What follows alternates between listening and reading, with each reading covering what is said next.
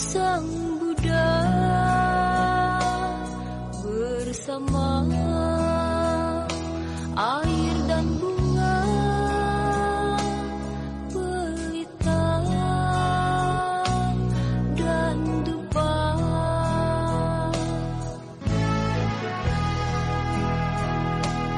Kami bersujud padamu yang maha suci dan sempurna. Kami berdoa duduk bernamaskara, mohon perlindungannya.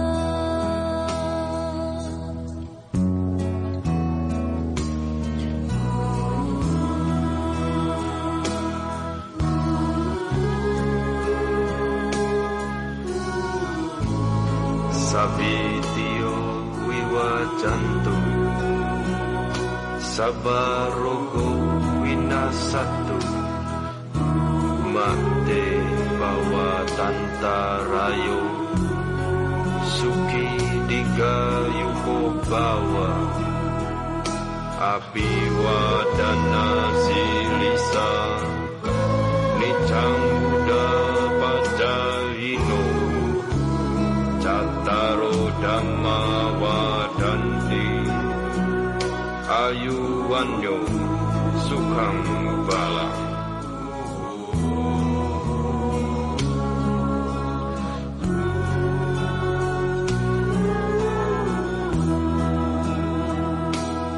Kami berlindung padamu yang maha suci dan sempurna. Kami memuja duduk bernamaskara, terpujilah namamu. Kami berlindung padamu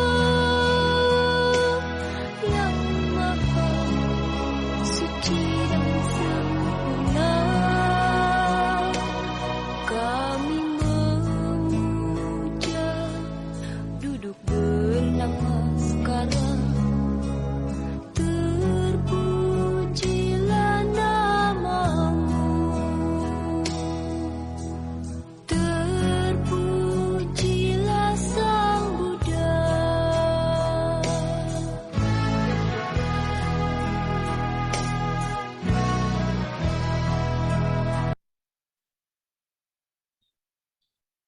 Baik, selamat pagi rekan-rekan sedang sekalian.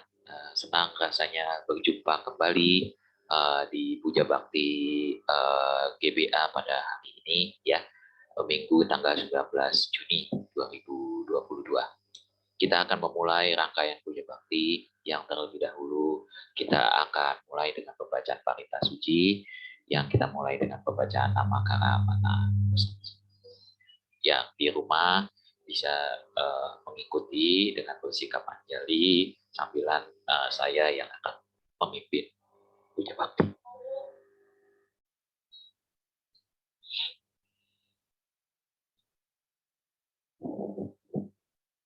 Arahang Sama Sambuddho Bhagava Buddhang Bhagawantang Abhiwademi Swakatu Bhagavata Dhammo Dhammang Namasami Supatwi Pano Bhagavato Sawaka Sanggo Sangghang Namami.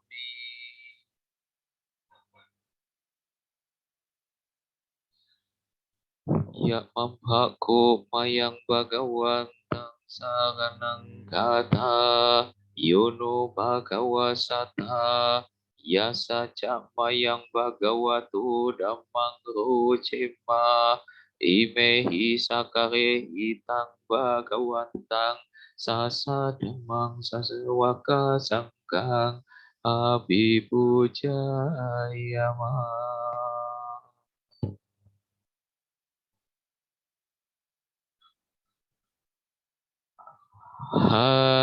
Handamayang Buddhasa Bhagavato Upabagana Makarang Karumase. Namo tassa bhagavato arahato samma sambuddhassa. Namo tassa bhagavato arahato samma sambuddhassa. Namo tassa bhagavato arahato samma sambuddhassa.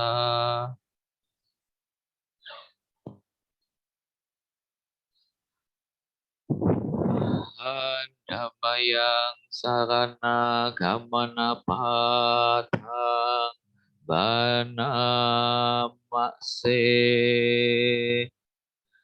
Buddhang saranang gacchami, dhammang saranang gacchami, sanghang saranang gacchami.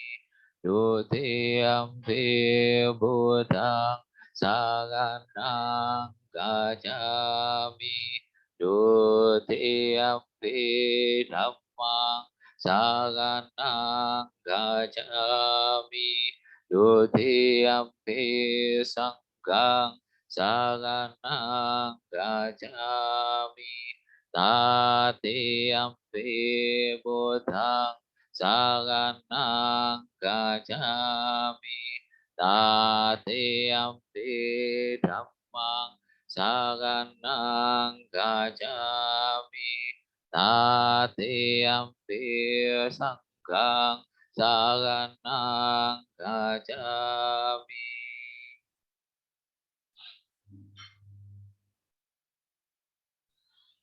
Handamayang pancasika pada patang banamase.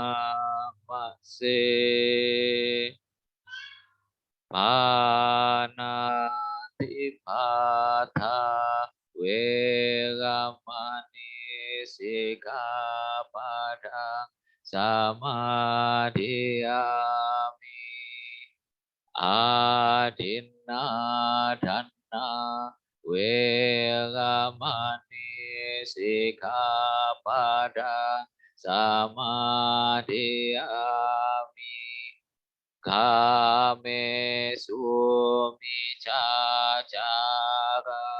weramani sikapadang samadhiyami. Musawada weramani sikapadang samadhiyami. Surameraya majapapa datana weramani sikapadang samadhiyami.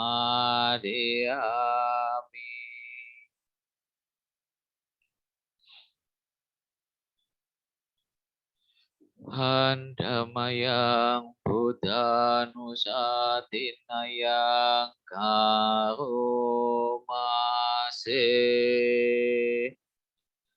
Iti piso bhagawa arahang sama sambuddho wijaya carana sampanno sugato lokawidu anutaro purisa dhammasa rati sata dewa manusana buddho bhagawati.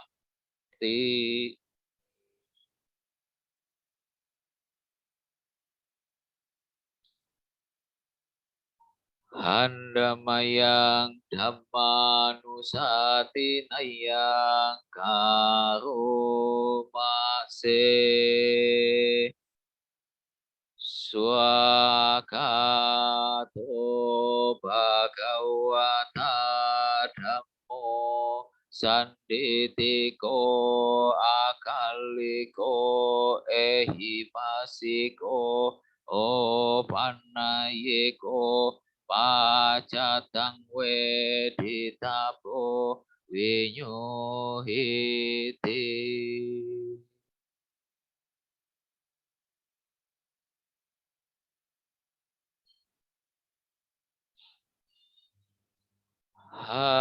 Handamayang sangkanusatinayang karumase supatwi pano bhagavato sawakasanggo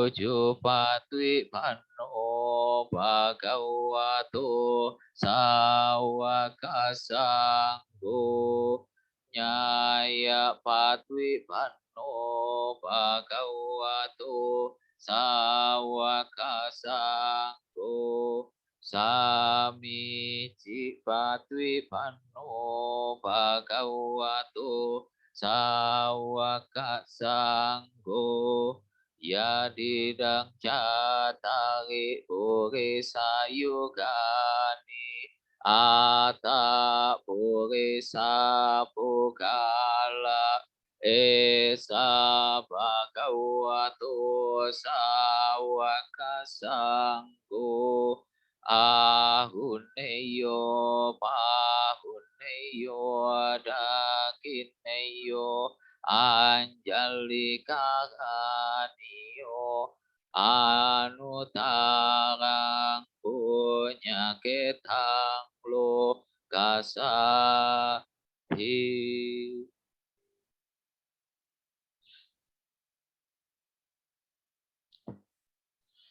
Handamayang saja kirya katayo banamase natime saranang anyang buddhome saranang warang etenna saja wajenna sotite hotu sabada nati me saranang anyang dhammo me saranang warang etenna saja wajenna sotite hotu sabada nati me saranang anyang sangkume saranang warang etenna saja wajenna sotite hotu sabada.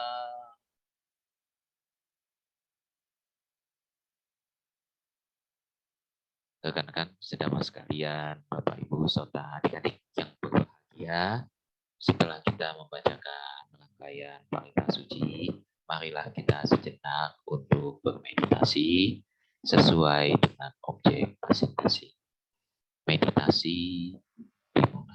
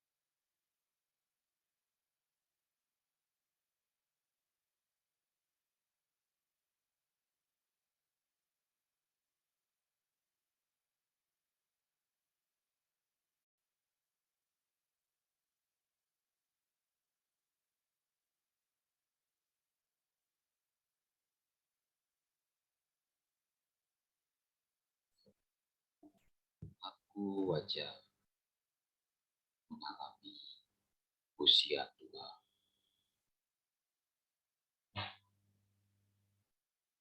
Aku takkan mampu menghindari usia tua. Aku wajar menyandang penyakit. Aku takkan mampu menghindari penyakit. Aku wajar mengalami kematian. Aku takkan menghindari kematian. Segala milikku yang kucintai dan kusenangi wajar berubah, wajar terpisah dariku. Aku adalah pemilik warisi oleh perbuatanku sendiri, lahir dari perbuatanku sendiri, berkerabat dengan perbuatanku, gantung pada perbuatanku sendiri. Perbuatan apapun yang akan kulakukan, baik atau buruk, perbuatan itulah yang akan kuwarisi. Demikian hendaknya kerap kali kita renungkan. Sabe sata bawantu sukitala. Semoga semua makhluk hidup berbahagia. Sadu, sadu, sadu. Meditasi selesai.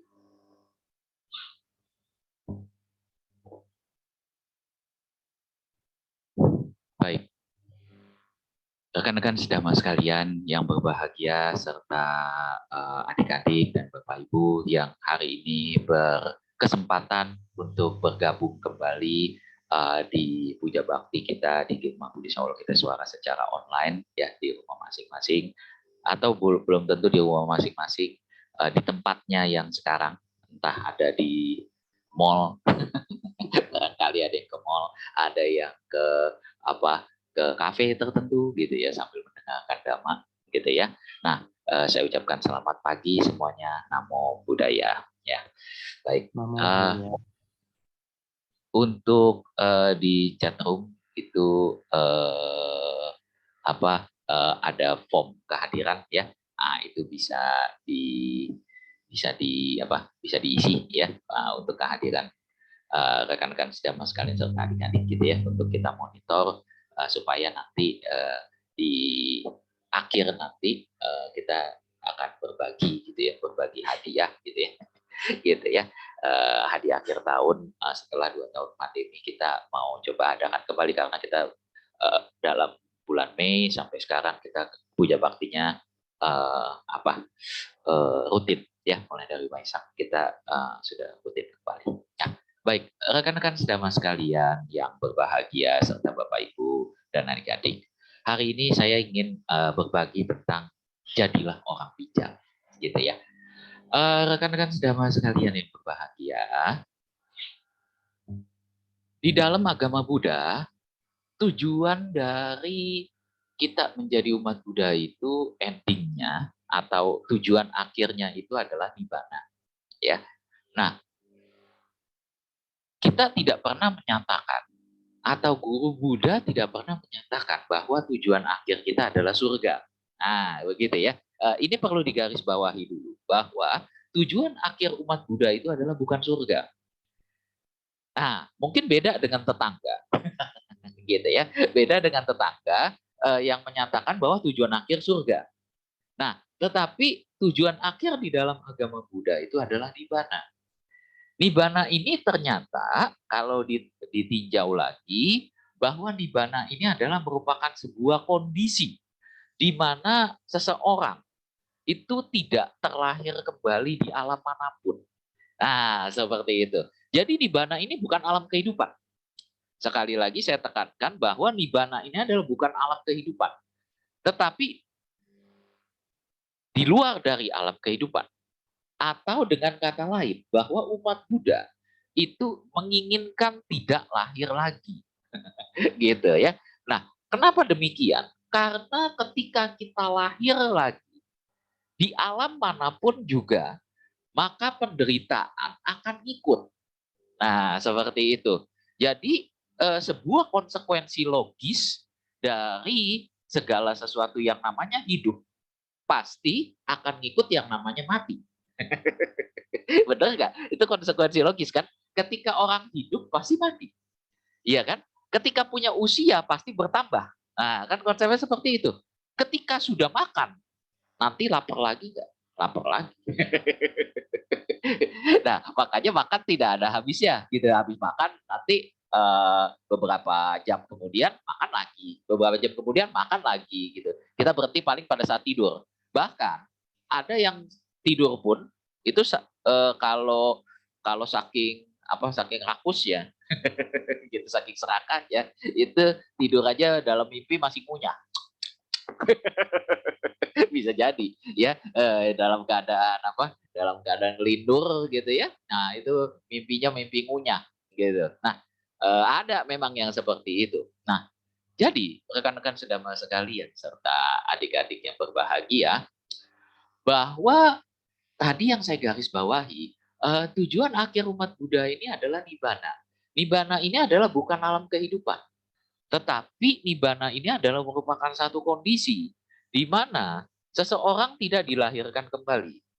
Nah, seperti itu. Jadi bukan surga. Ini adalah sebuah kebijaksanaan. Bahwa kalau masih di surga, surga mau yang manapun bentuknya, maka di surga itu ternyata tidak abadi. Gitu ya. Konsepnya seperti itu. Di surga pun masih bisa mengalami kesedihan. Masih bisa mengalami ketakutan. Apa iya kok Erik? Kita nggak usah jauh-jauh surga, kita ambil contoh saja. Gitu. Rekan-rekan sedama sekalian yang ada di sini atau adik-adik yang ada di sini, coba kalau misalnya saya bertanya, apakah kalau Anda meninggalkan rumah masing-masing, maka rumah Anda itu tidak dikunci.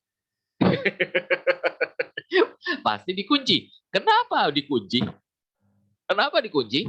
Karena Anda takut kehilangan. Kan konsepnya seperti itu. Iya kan? Jadi pintu rumah itu pasti dikunci. Nah, hal itulah yang dialami oleh para dewa di alam surga menurut cerita-cerita di buku Buddhis. Begitu ya. Surga neraka kan kita nggak ada yang tahu ya. Kan katanya ceritanya bahwa di neraka itu ada apinya, kemudian orang yang di sana dipotong-potong dan segala macam gitu ya. Ada yang lidahnya dicabut dan whatever itulah ceritanya. Kemudian kalau surga dingin, kemudian awan-awan, terus biasanya surga itu digambarkan dengan orang berkulit putih gitu ya. Nah, itu pertanyaan tuh. Kenapa surga isinya orang kulit putih semua? Emang nggak ada orang kulit hitam? itu lain soal lagi ya, gitu ya. Nah, itu orang-orang kulit hitam biasanya baper tuh. Lihat gambar-gambar surga orangnya kulit putih semua. Gitu. Ya, emang kulit hitam nggak boleh masuk surga gitu ya. Nah, itu ada pandangan-pandangan seperti itu. Nah, tapi itu kita bicarakan di waktu yang lain. Nah, rekan-rekan sedama sekalian, itu kan cerita-ceritanya. Surga begini, neraka begini. Kita tidak ada yang tahu surga dan neraka bentuknya seperti apa. Nah, tetapi kalau kita bicara soal referensi dari buku-buku Buddhis, gitu, ya, bahwa surga dan neraka itu bisa dirasakan di kehidupan yang sekarang saja.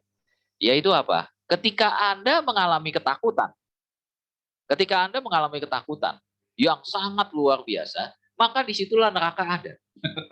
Bener nggak? Gitu. Ceritanya misalnya siapa di sini yang mau dikirim ke Ukraina?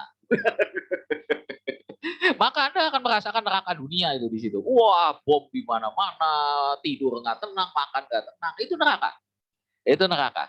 Nah, tetapi ketika Anda sedang berada di hotel bintang 5 misalnya, di mana makanan enak, udara dingin, kasur empuk, tempat mandi showernya juga bagus dan segala macam gitu ya. Fasilitas memanjakan tubuh banyak gitu. Nah, disitulah surga berada.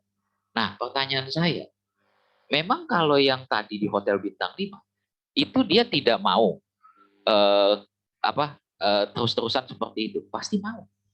Pasti dia betah di situ. Nah, betah di situ atau tidak mau meninggalkan hotel bintang 5 itu adalah sebuah ketakutan. Nah, ketakutan itulah yang masih dirasakan oleh para dewa di alam surga. Gitu ya. Nah, itu di kisah-kisah Buddhis dinyatakan demikian. Nah, oleh sebab itu, maka guru Buddha menginginkan kita untuk meninggalkan itu semua. Gitu. Karena Anda menjadi dewa pun, Anda masih punya rasa takut. Sama seperti Anda ketika menjadi orang kaya, kaya raya, punya harta seperti Elon Musk. Teman-teman saya ngelihat hartanya Elon Musk ya dari berita-berita gitu ya. Dia itu punya harta, eh, gambarannya itu katanya begini. Hartanya dia itu uang uang cashnya dia itu ya, itu katanya kalau kita kerja kerja dari umur 25 tahun ya, dari umur 25 tahun. Start umur 25 tahun. Kemudian gaji kita itu adalah 100 juta per bulan. Ya, 100 juta per bulan. Sampai kita umur 60 tahun gitu, ya. Kekumpul berapa tuh? Ceritanya nggak kepake itu gaji 100 juta. Maka itu adalah baru sekitar 10-15% hartanya Elon Musk. Serem ya. Serem ya. Andi kaget. Emotnya kaget. Wah, kapan gue kejar Elon Musk deh. Gue kerja capek-capek gitu. Kapan gue kejar Elon Musk deh. Nggak kebayangkan hartanya dia. Hartanya dia itu 3.000 triliun. Nah, bayangkan 3.000 triliun. Hartanya dia ya. Hartanya dia itu 3.000 triliun. Bukan 3.000 rupiah. Kalau 3.000 rupiah ada tuh di kaleng saya. Di kaleng rumah saya ada. Buat belanja sayur. Ini 3.000 triliun. Nah, itu 3.000 triliun gitu. Itu pun pasti akan bertambah terus hartanya dia. Kalau dia diemin aja di bank gitu, bunga sekian persen deposito, wah udah berlipat lagi gitu. Nah, kita nggak akan bisa ngejar dia. Gitu kira-kira. Nah, pertanyaan saya, orang seperti Elon Musk itu takut nggak? Takut. Takut apa? Takut hartanya dicuri. Ya kan konsepnya seperti itu. Makanya ketika kalau rekan-rekan sedang sekalian mengingat bahwa kalau setiap katina kita membacakan Nidikanda Sutta, di situ kan dinyatakan bahwa walaupun seseorang menimbun hartanya dalam-dalam di dasar sumur, gitu ya, karena ini settingnya di zaman Sang Buddha. Di zaman Sang Buddha itu belum ada bank. Mungkin kalau udah ada bank, kata-kata sutanya nggak begitu. Walaupun seseorang menimbun hartanya di Swiss. Seperti itu. Jadi bank-bank yang lumayan ketop dan segala macam. Ya seperti itu. Nah, tetapi karena settingnya di zaman Sang Buddha itu tidak ada bank dan segala macam, uang Bitcoin juga tidak ada. Mungkin kalau Bitcoin ada di zaman Sang Buddha akan bilang walaupun harta seseorang diinvestkan di Bitcoin. Mungkin gitu kali kata-katanya. Gitu. Nah, apapun itu Anda investkan dimanapun, Anda simpan dimanapun, Anda sembunyikan dimanapun gitu ya, mau di saham apapun, whatever itu namanya. Tetapi Anda pasti akan kehilangan harta itu. Anda pasti akan kehilangan harta itu suatu saat nanti. Oke, sampai Anda mati tidak hilang. Tapi begitu mati kan hilang. Harta tidak dibawa mati. Oh bisa kok Erik, dibawa aja ke dalam kubur. Oke, dibawa ke dalam kubur. Oke, yang Elon Musk saking kayaknya hartanya ditimbun. 3.000 T-nya ditimbun di kuburannya. Misalnya contoh seperti itu. Pertanyaan saya, kalaupun ditimbun di kuburannya, misalnya contoh seperti itu, Apakah harta tersebut 3.000 T-nya itu masih bisa dia nikmati? Lah ya tidak. Orang dia udah jadi mayat. Kan begitu. Ya kan? Kan konsepnya seperti itu. Masa mayat bisa nikmatin harta 3.000 T? Kan tidak bisa. Gitu kan? Nah, oleh sebab itu maka di dalam agama Buddha kita diajarkan, kita dibimbing oleh guru agung kita Buddha Gotama untuk menjadi orang bijaksana. Menjadi orang bijaksana. Nah, kunci dari orang bijaksana ini apa? Nah, kunci dari orang bijaksana ini adalah bisa melihat segala sesuatu sebagaimana adanya. Jadi tidak ditambah, tidak dikurang. Nah, tetapi sebelum menjadi orang bijaksana, jadilah orang baik dulu. Nah, makanya di urutan dari intisari ajaran Buddha, saya satu-satunya ayat yang paling hafal ya cuma itu soalnya. Gitu. Ya, sama papasa akaranang usala upasampada sacita pariyoda panang etang Buddha nasasana. Saya cuma hafal itu doang. Yang lainnya nggak hafal. Ya. Sabab papasa akaranang. Jangan berbuat jahat gitu. Saya tadi baru cek terjemahan di Parita Suci yang terbaru gitu ya. Di Parita Suci yang terbaru itu adalah sababa paksa akaranang itu diterjemahkan sebagai jangan berbuat kejahatan. Jangan berbuat kejahatan. Kalau dulu dibilangnya tidak melakukan kejahatan. Apa bedanya nih jangan sama tidak? Nah, kalau jangan itu artinya itu belum melakukan udah dilarang. Tahu nyontek? Tahu. Ya jangan. Gitu. Tapi kalau tidak itu artinya secara harfiah tidak itu artinya ketika sudah jahat, oke stop. Gitu. Tidak gitu ya. Nah, kita mainkan dua-duanya saja gitu. Kalau Anda sudah sadar bahwa itu jahat, tolong di stop gitu ya.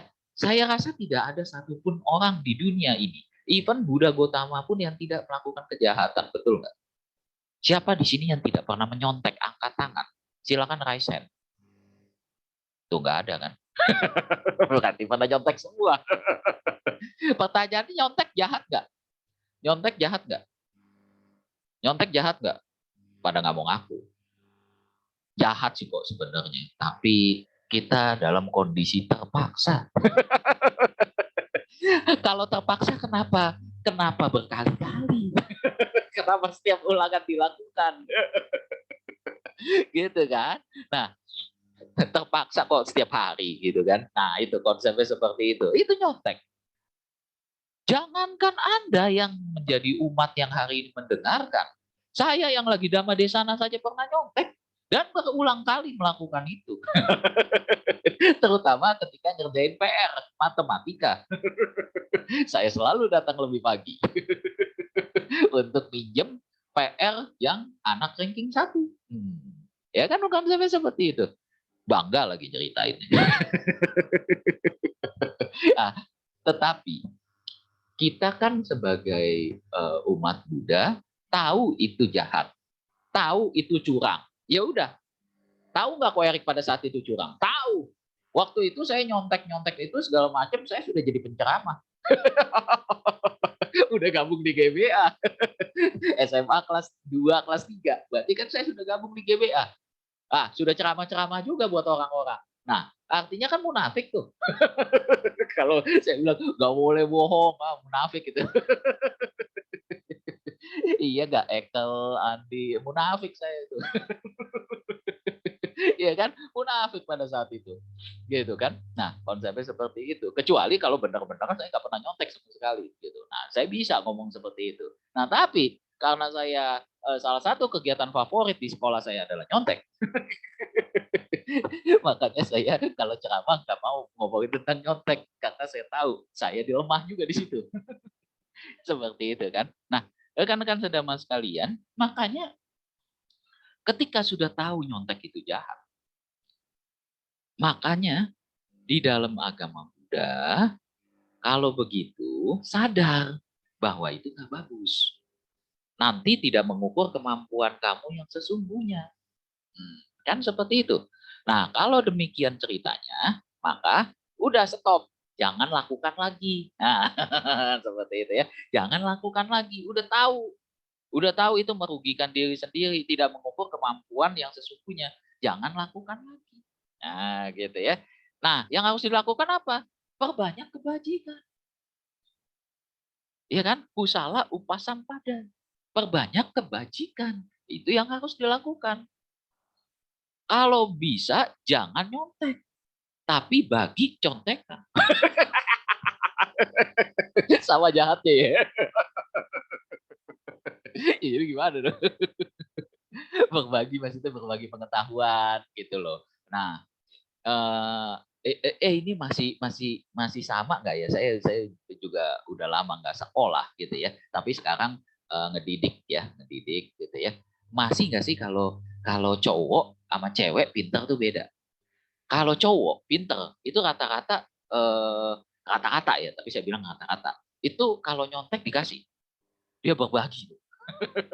Dia berbagi. Tapi kalau cewek pinter, ranking 1, biasanya dikekep sendiri tuh. Ditanya sama orang samping kiri, jawaban nomor 34 apa? C. Orang samping kanan nanya, nomor yang sama. 34 apa? B. Jadi disalahin semua. Itu tipe dugaan ya gitu.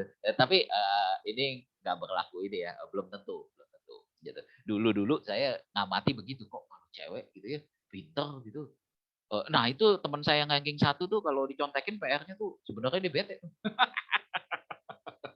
Gitu ya. Kalau saya sih nggak pernah bete kalau dicontekin contekin aja gitu. Nah di kuliah saya sudah tidak melakukan pencontekan di kuliah ya. Ini beneran, saya serius. Di kuliah saya sudah tidak pernah nyontek. Tidak pernah nyontek. Karena saya tahu bayar kuliah mahal. Mau ngapain saya nyontek? Dan ini kan jurusan yang saya minati yaitu psikologi. Mau ngapain saya nyontek? Saya harus ukur kemampuan saya yang sesungguhnya di sini.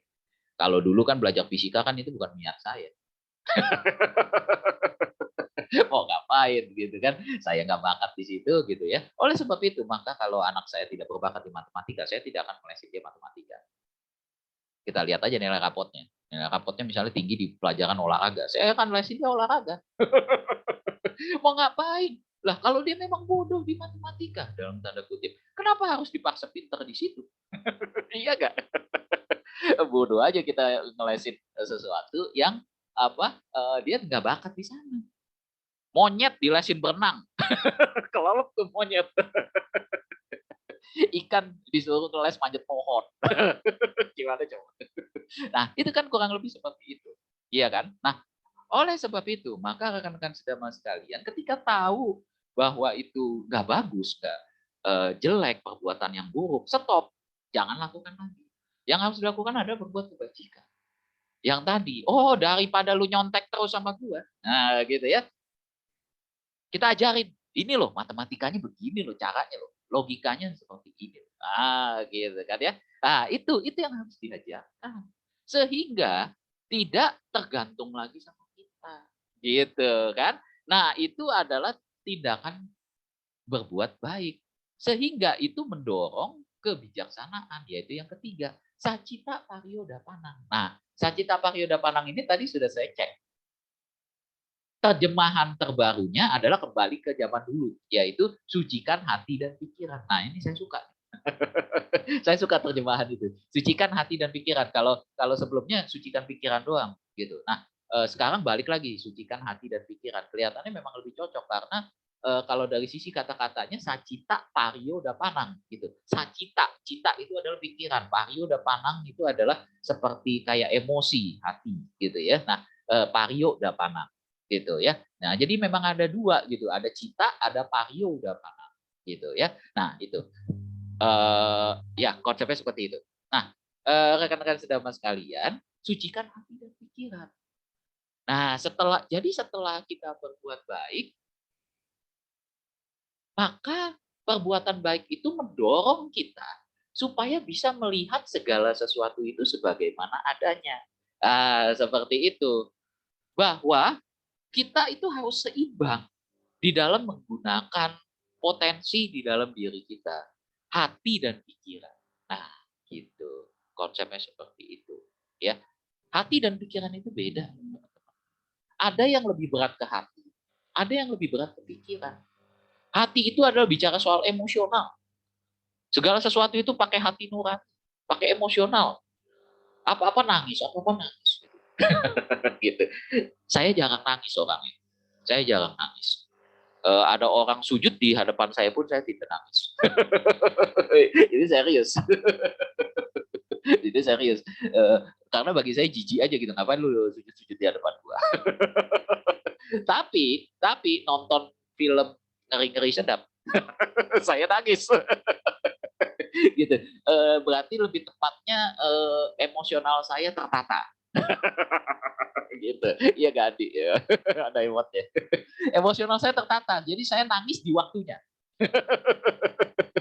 Sesuai dengan dhamma. Mendengarkan dhamma di saat yang tepat. Itulah berkah utama. Ya, jadi saya ceramah itu di saat yang tepat, saat lagi begini. Jangan lagi di bus saya ceramah. Gak ada yang dengerin, ditinggal. Kan konsepnya seperti itu. Ya kan? Nah, nangis pun begitu. Ada saat yang tepat. Itu bicara soal nangis. Bicara soal berpikir juga begitu. Anda menggunakan logika-logika. Itu juga ada waktunya. Jangan semuanya dilogikain. Hidup jadinya, wah serba kaku modelnya seperti itu, berbahaya gitu. Wah kalau begitu saya pengen ada sedikit ngetes nih. Ini bisa whiteboard nggak ya? Ini bisa whiteboard nggak ya?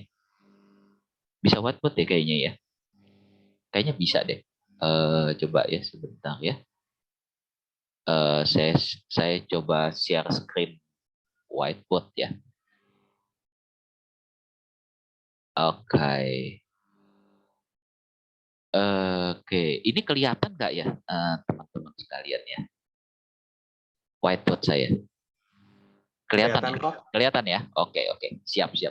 Oke, kalau begitu saya mau menggambar.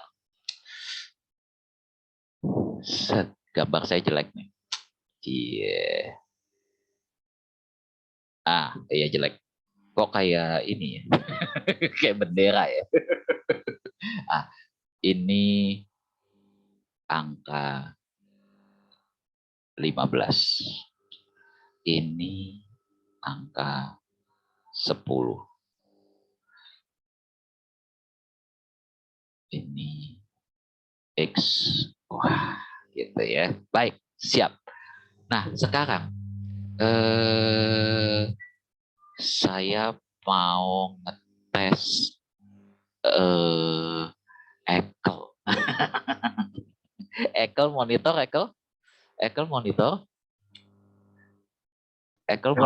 Iya. Oke. Ekel, ini cuma permainan aja, Kel. Saya mau ngetes saja gitu. Ini Ekel lihat ada gambar ini ya, Kel ya. Ya kok, ada kok. Ini ketes. Murni ketes gitu. Pertanyaannya begini. Sudut miring itu adalah 15 cm. Sudut datar itu 10 cm. Kemudian pertanyaannya adalah carilah X pada gambar segitiga berikut ini. Nah, gimana tuh? Berarti 12 kok. 12 ya. Oke, baik. 12 ya. Andi betul nggak tuh, Andi? Andi betul nggak, Andi? Andi nih yang jago fisika nih. Saya udah lupa nih hal-hal kayak begini. Andi jago fisika nih kayaknya. X-nya ada di sebelah kiri kok. Iya. Ini adalah X.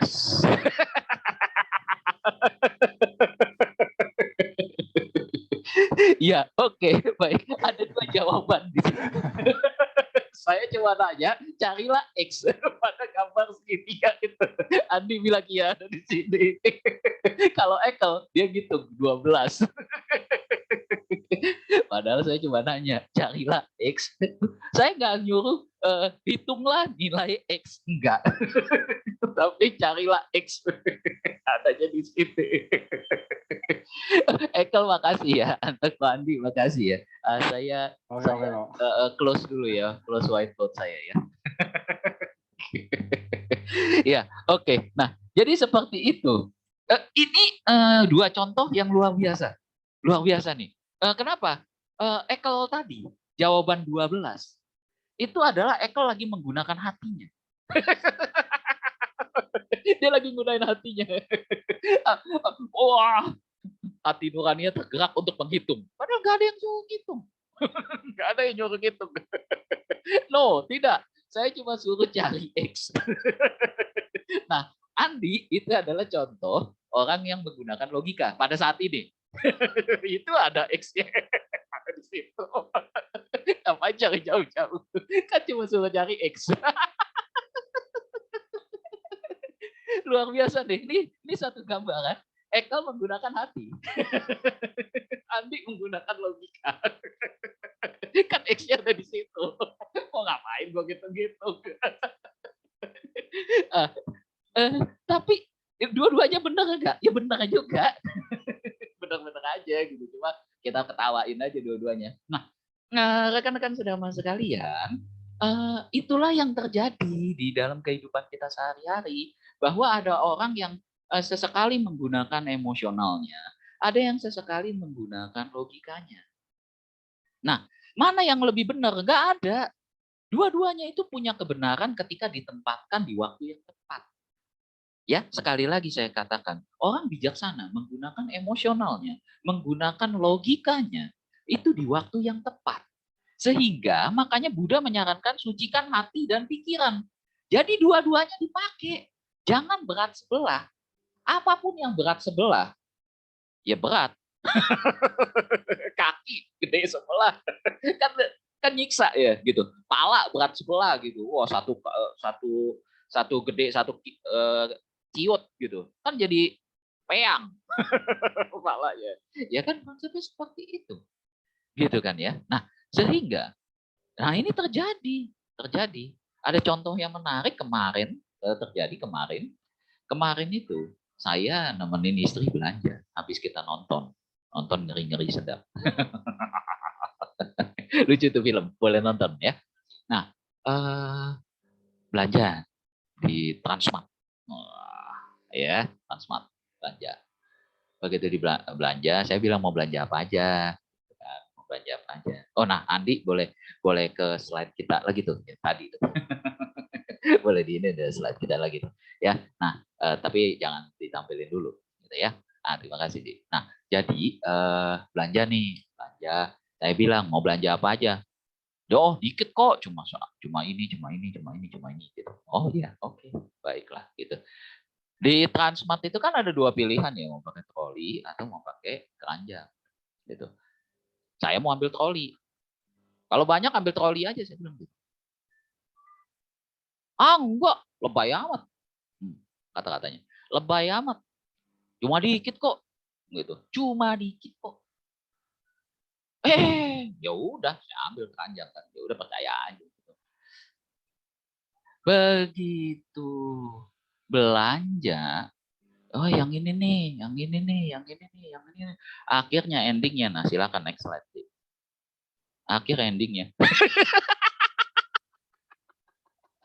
Jadi banyak. Kok berat. Kalau gitu kan pakai troli.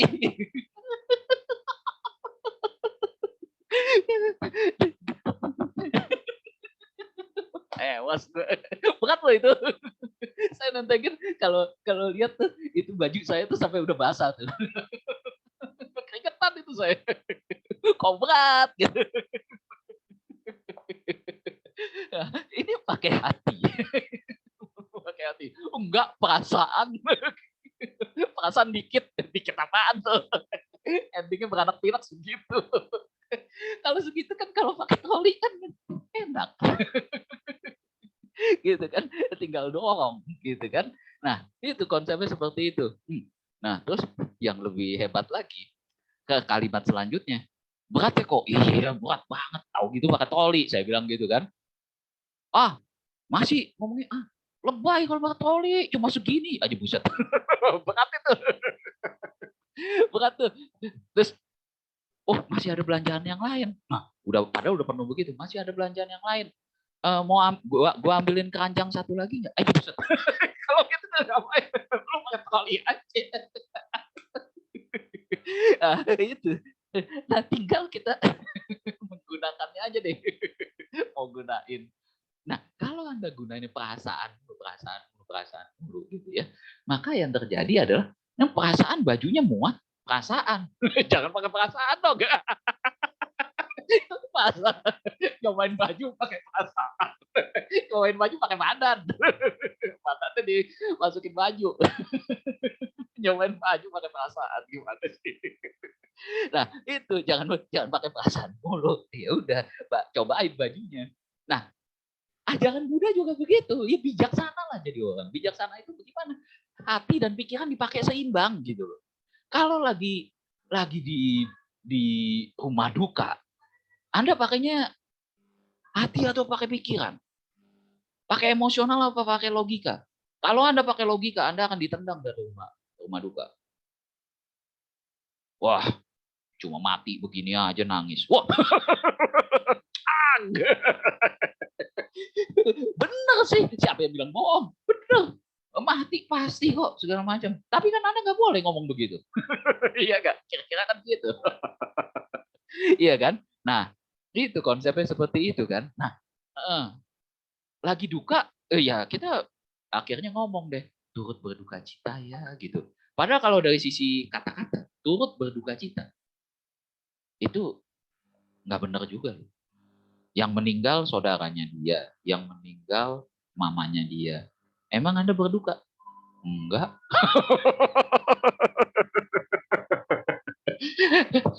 Ekel gitu lagi masukin angpau. Emang duka? Enggak, cuma ngomong aja. Turut berduka cita ya kok. Yang meninggal saudara saya, Ekel aja nggak kenal. Misalnya contoh gitu. Iya kan? Nah, oh sunlight hemat 10%, berarti nggak hemat 90% dong kok. Iya, memang. Iya, emang. Nah, itu tadi itu komen yang gitu tuh pakai logika tuh. Pakai logika. Kalau saya sih bodo amat tuh beli aja. Yang saya ributin adalah itu berat. Berat loh itu.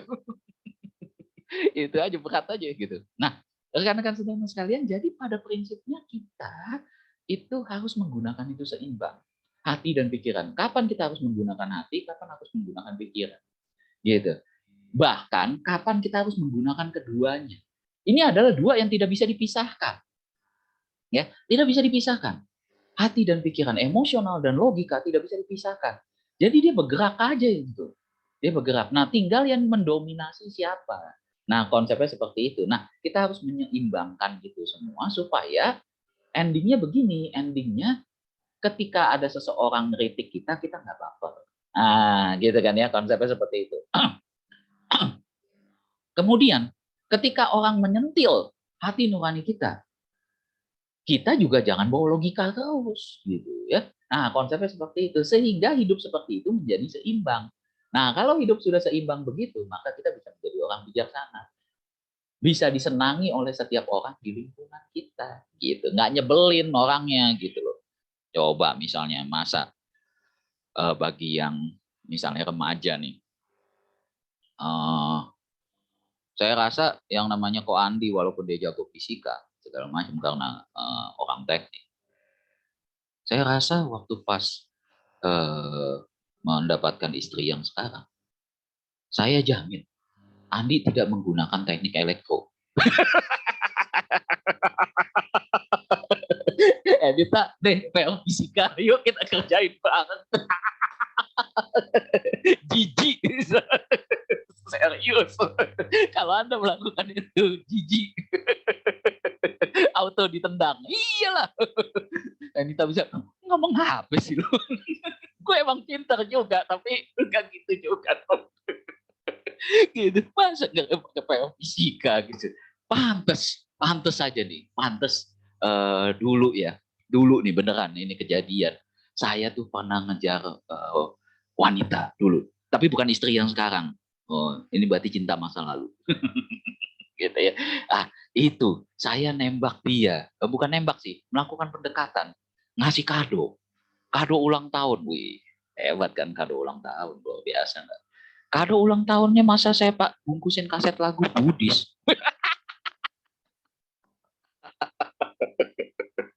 Wah, saya begitu.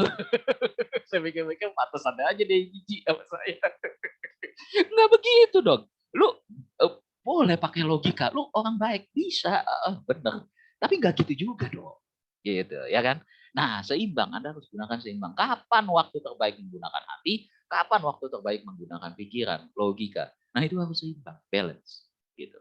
Ya, sehingga yang terjadi adalah penderitaan Anda akan berhenti sampai di situ. Sehingga tidak ada lagi bawa barang sebanyak itu. Gitu. Bawa sebanyak itu nggak apa-apa, tapi kan lebih ringan dengan troli. Gitu kan. Nah, konsepnya seperti itu. Nah, rekan-rekan sedama sekalian serta adik-adik yang berbahagia, itulah yang hari ini saya bisa sampaikan kepada rekan-rekan sedama sekalian dalam kesempatan hari ini. Semoga kita bisa menggunakan kebijaksanaan kita, bisa melatih kebijaksanaan kita dengan cara yaitu pertama, menyetop potensi-potensi kejahatan. Itu yang pertama harus dilakukan. Yang kedua adalah memperbanyak kebajikan-kebajikan. Setelah potensi kejahatan ditutup, kebajikan ditambah. Setelah itu kita diminta untuk meninggalkan kedua-duanya, menyeimbangkan, yaitu hati dan pikiran. Nah, disitulah kebijaksanaan permanen. Gitu. Jadi orang baik itu tidak cukup di dalam agama Buddha. Karena jadi orang baik, hanya sekedar jadi orang baik, pasti akan kecewa. Begitu jadi orang baik, nyumbang wihara, dicek sumbangan wiharanya. Cuma segini. Wah, sakit hati Anda. Dikatain seperti itu. Orang bijaksana tidak baper. Jadi dia lagi nyerang hati tuh. Pada saat itu dia lagi nyerang hati nurani Anda tuh, lagi nyerang emosional Anda. Cuma segini, nyumbang, pelit. Gitu. Dia lagi nyerang hati nurani Anda. Gunakan pikiran. Wah, pelit nggak pelit kan urusan dulu. Gitu. Iya, benar. Namanya olahraga. Bawa segitu banyak, betul. Tapi kan lebih enak pakai troli. Saya tetap lebih enak pakai troli. Gitu. Ya. Nah, rekan-rekan sedama sekalian, nah itu dia. Jadi menjadi orang baik saja tidak cukup, tapi menjadi orang bijaksana itulah tujuan dari agama Buddha. Yang makanya tadi tidak terlahir lagi di alam manapun, tidak terlahir pada kesedihan, tidak terlahir dibawa kepada kebahagiaan. Jadi benar-benar yang namanya batin seimbang. Itu yang disasar oleh agama Buddha. UPK, batin yang seimbang. Dapat emas, diem aja. Dapat emas tiruan juga diem aja. Apa itu emas tiruan? TAI. Tai. Itu kan emas tiruan.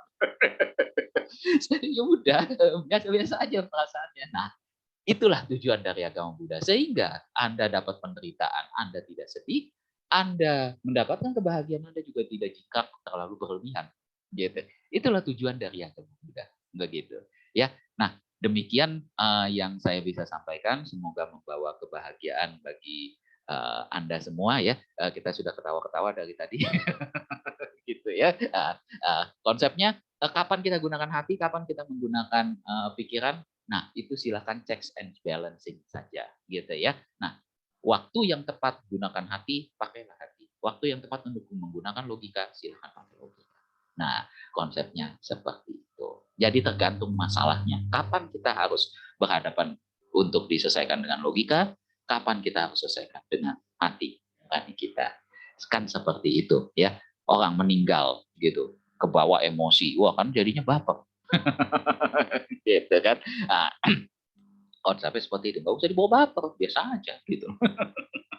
Ya, konsepnya kan gitu ya. Nah, baik. Rekan-rekan sedama sekalian, terima kasih. Sabe sata, bhavantu sukitata. Semoga semua makhluk hidup berbahagia. Sadu, sadu, sadu. Baik, terima kasih atas partisipasinya ya. Tadi chat-chat juga ada di kolom chat ya. Nah, jangan lupa link presensinya diisi ya. Nah, ya. Oke, kita akan lanjut ke acara selanjutnya, yaitu melengkapi kebajikan kita pada hari ini. Kita melakukan dana paramita sambil kita mendengarkan lagu dana paramita ya. Nah, kami beri kesempatan bagi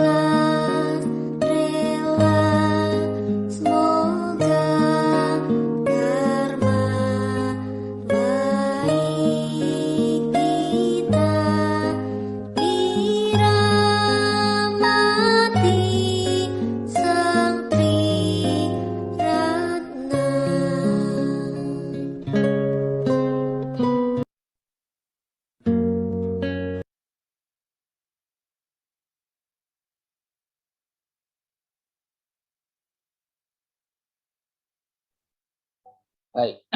Terima kasih atas dana yang telah disalurkan. Semoga memberikan kebahagiaan bagi kita semua. Ya, baik. Rekan-rekan sedama sekalian yang berbahagia, pengumuman yang pertama yang kami sampaikan adalah silakan nanti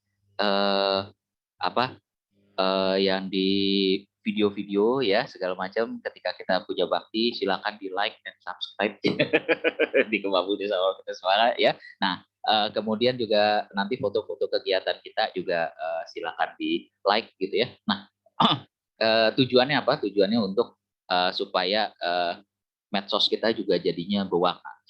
Ada like-like-nya juga gitu ya. Nah, juga kami juga ingin menghitung jumlah berapa kali Anda nge-like. Gitu. Ya, supaya itu untuk kado akhir periode ya. Gitu ya. Jadi kami lagi mau ngitungin jumlah Anda nge-like video-video kita juga, nge-like dari Instagram kita yang foto-foto kegiatan. Begitu ya. Nah, itu seperti itu ya. Nah, karena kami nanti di sekitar bulan Juli atau Agustus kami ingin berbagi Anda. Nanti kita akan mengadakan kegiatan. Moga-moga walaupun COVID ini meningkat ya, gitu, tapi moga-moga masih terkendali gitu ya. Nah, nanti kita mau kasih apresiasi buat rekan-rekan sedama sekalian, kepada adik-adik gitu ya di akhir bulan Juli ataupun Agustus gitu. Mungkin kita kepikir mau ajak jalan-jalan atau apa gitu ya. Gitu ya. Tentu saja dengan prokes ya. Nah, seperti itu ya. Baik, itu dari kami ya pengumumannya. Nah, silakan presensi kehadiran juga diisi supaya kami juga bisa memantau jumlah kehadiran Anda gitu ya untuk apresiasi yang nanti akan kami berikan di akhir bulan Juli atau Agustus gitu ya. Baik, itu pengumuman dari kami ya. Nanti kita next seperti biasa ketemu lagi di Puja Bakti minggu depannya ya. Baik, sekarang kita akan tutup dengan Parita Patidana dan juga nama Karmata.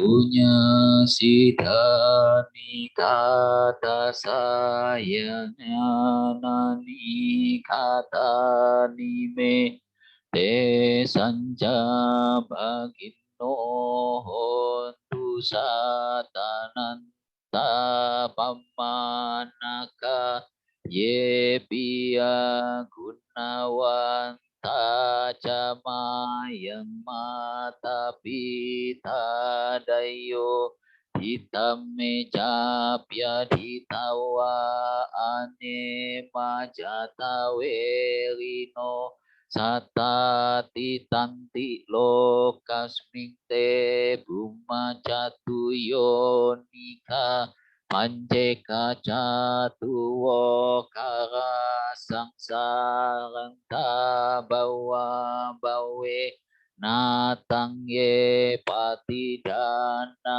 me anumo dantu te sayang ye cimang na pajananti dewa te sangni wedayung maya dinana punyana anumo dana hetuna sabe satasada hontu awela suka jiwino kema padan capa pontu te sasa si jatang subhan.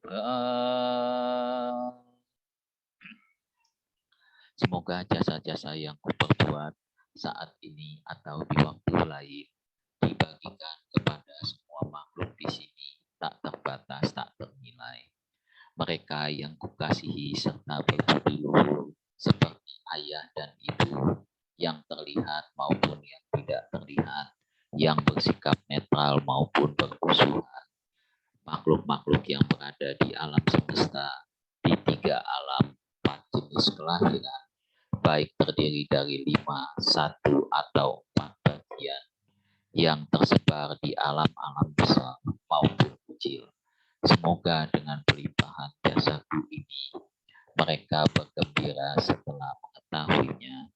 Dan kepada mereka yang tidak mengetahui, semoga para dewa memberitakannya berkat jasa yang kupersembahkan ini, yang membawa kegembiraan. Semoga semua makhluk selamanya hidup berbahagia, bebas dari kebencian. Semoga mereka mendapatkan jalan kedamaian. Semoga cita-cita luhur mereka tercapai. Sadu, sadu, sadu. Nama Karapata.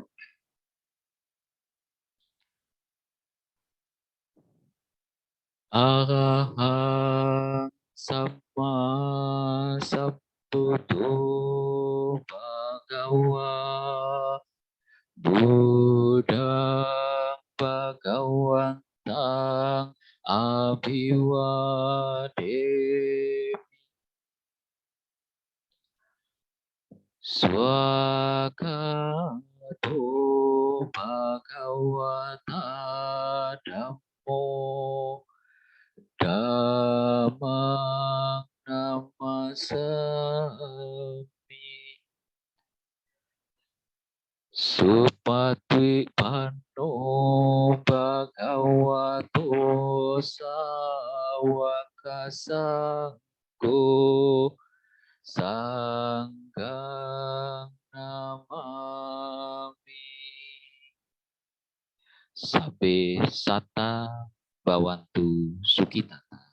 Semoga semua makhluk hidup berbahagia. Sadu, sadu, sadu. Puja bakti selesai. Terima kasih atas kehadiran dari teman-teman sekalian serta Bapak Ibu yang berbahagia dan adik-adik ya. Sekarang untuk mengakhiri puja bakti kita, sebelum kita akhiri tutup ya Zoom meetingnya, seperti biasa dong kita mau foto bersama ya. Ya, foto bersama dulu supaya kami bisa mengabadikan dari kehadiran teman-teman semua yang ada di sini ya. Iya, oke. Sip. Mungkin ininya slide-nya diturunin dulu kali ya, biar ini ya, biar bisa kompak gitu.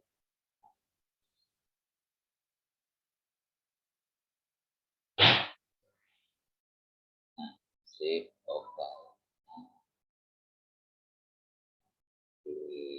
Ya, sekarang kita kita foto-foto dulu ya. Ya, kita foto-foto dulu, mengabadikan dari apa namanya kehadirannya teman-teman hari ini ya. Gitu. Saya coba share screen. Wah, itu Alin ya sama. Oke, nah saya foto dulu apa biar bagus ya. Kalau belum bagus kita ulang terus. Sebentar ya.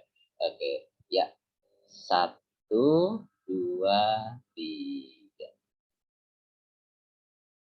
Oke, saya tes dulu ya teman-teman ya. Saya coba lihat dulu hasilnya gimana ya. Bagus kok. Soalnya kita mau upload di itu biasa di Instagram kita.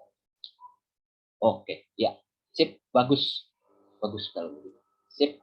Kalau begitu terima kasih teman-teman sekalian semua ya atas kehadirannya